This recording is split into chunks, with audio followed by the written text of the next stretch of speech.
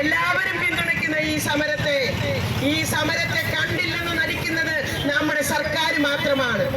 തുടക്കം മുതൽ ഈ സമരത്തെ അവഹേളിക്കുകയും അപമാനിക്കുകയും ചെയ്യുന്ന സർക്കാർ മാത്രമാണ്.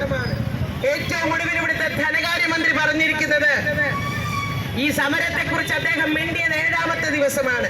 അദ്ദേഹം വാതുറന്നത് ഇവിടെ സമരം ചെയ്യുന്ന സ്ത്രീകളെ അപമാനിക്കാൻ വേണ്ടിയാണ്.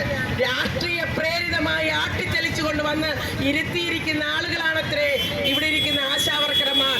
അദ്ദേഹം ആ വർത്തമാനം ഇവിടെ ഇരിക്കുന്ന ഏതെങ്കിലും ഒരു ആശാവർക്കറുടെ മുന്നിൽ വന്ന് നിന്ന് പറയുവാനുള്ള തന്റെ ഇടം കാണിക്കണമെന്നാണ് ഞങ്ങൾക്ക് ആവശ്യപ്പെടുവാനുള്ളത്. വന്ന് പറയട്ടെ ആശാവർക്കർമാരോട്, ആരെങ്കിലും പ്രേരിപ്പിച്ചിട്ടാണോ ഇവിടെ വന്നിരിക്കുന്നത്? പ്രേരണയുണ്ട്, ജീവിതത്തിന്റെ പ്രേരണ, ജീവിക്കുവാൻ വേണ്ടിയിട്ടുള്ള പ്രേരണയാണ് നമ്മളെ ഇവിടെ കൊണ്ടിരുത്തിയിരിക്കുന്നത്. ഇവിടെ ഏജൻസികൾ, അദ്ദേഹം പറയുകയാണ്, അവരെ ഇവിടെ ആട്ടിത്തെളിച്ചു കൊണ്ടുവന്നിരിക്കുന്ന ഏജൻസികൾ എന്ന് പറഞ്ഞാൽ ഇവന്റ് മാനേജ്മെന്റുകാരെ കൊണ്ട് കാര്യങ്ങളെല്ലാം നടത്തുന്ന രാഷ്ട്രീയക്കാർക്ക് തൊഴിലാളി സമരത്തെ ഏജൻസി പണിയായിട്ടാണ്. കാരണം ഏജൻസി പണി ചെയ്ത് അതിന് കമ്മീഷൻ പറ്റുന്ന ആളുകളാണല്ലോ എല്ലാവരും. അപ്പൊ അത് ഏജൻസി പണിയായിട്ടാണ് തൊഴിലാളി സമരത്തെ, ഇവിടുത്തെ ഇടതുപക്ഷ പ്രസ്ഥാനം ഭരിക്കുന്ന ഒരു സംസ്ഥാനത്ത് തൊഴിലാളി സമരത്തെ കാണുന്നത്. നോക്കൂ, എന്താണ് ഇവിടുത്തെ കേരളത്തിലെ സ്ത്രീകൾക്ക് ചിന്തിക്കാൻ ബുദ്ധിയില്ലേ, ബോധമില്ലേ, അവർക്ക് തലച്ചോറില്ലേ? ഇവിടെ ഇരിക്കുന്ന ആളുകൾക്ക് വ്യക്തമായ രാഷ്ട്രീയ ബോധമുണ്ട്. എന്തിനു വേണ്ടിയിട്ടാണ്? കക്ഷി രാഷ്ട്രീയത്തിന്റെ അടിമകളല്ല. എന്ത് തോന്നിയാസം കാണിച്ചാലും, എന്റെ അനീതി ഉണ്ടായാലും അതെല്ലാം പഞ്ചപുച്ഛമടക്കി നിന്നുകൊണ്ട് സമ്മതിച്ചു കൊടുക്കുവാൻ വേണ്ടിയിട്ട് കക്ഷി രാഷ്ട്രീയത്തിന്റെ അടിമകളല്ല. പക്ഷേ ഉറച്ച രാഷ്ട്രീയ ബോധം ഉള്ള സ്ത്രീകളാണ് ഇവിടെ വന്നിരിക്കുന്നത്. ഇനി ഇവിടെ വരാനുള്ളത്, ഇനി ഇവിടെ വന്നു ചേരാൻ പോകുന്ന ആയിരക്കണക്കിന് സ്ത്രീകൾ ഉറച്ച രാഷ്ട്രീയ ബോധമുള്ളവരാണ്, ചിന്തിക്കാൻ ശേഷിയുള്ളവരാണ്.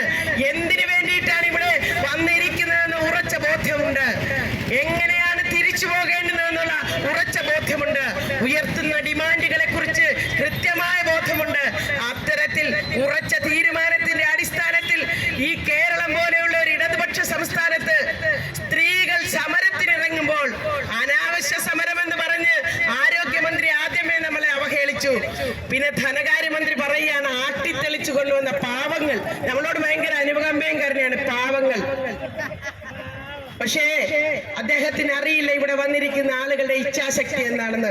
കാണുന്നില്ലേ, കഴിഞ്ഞ 9 ദിവസമായി ഈ പൊരിവെയിലത്തിരുന്നിട്ട് നിങ്ങൾ ചർച്ച എന്ന് പറഞ്ഞ് പ്രഹസനം നടത്തി ഞങ്ങളെ നേതാക്കന്മാരെ വിളിച്ച് അപമാനിച്ചു വിട്ടിട്ട് ഞങ്ങളുടെ ആരുടെയെങ്കിലും മുഖം വാടിയോ?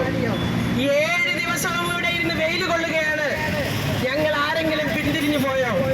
ഭയപ്പെട്ടോ? ഇന്നലെ ഞങ്ങളുടെ നേതാക്കന്മാർക്കെതിരെ കേസെടുത്ത് സമൻസ് കൊണ്ട് തന്നു.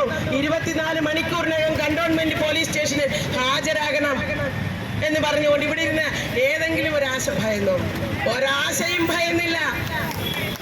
മറിച്ച് അറിഞ്ഞവർ കൂടുതലായി ഇവിടെ വന്നു ചേരുകയാണ് ചെയ്തത്. അപ്പോ സ്ത്രീകളെ നിങ്ങൾ മനസ്സിലാക്കുന്നതിൽ പരാജയപ്പെട്ടു.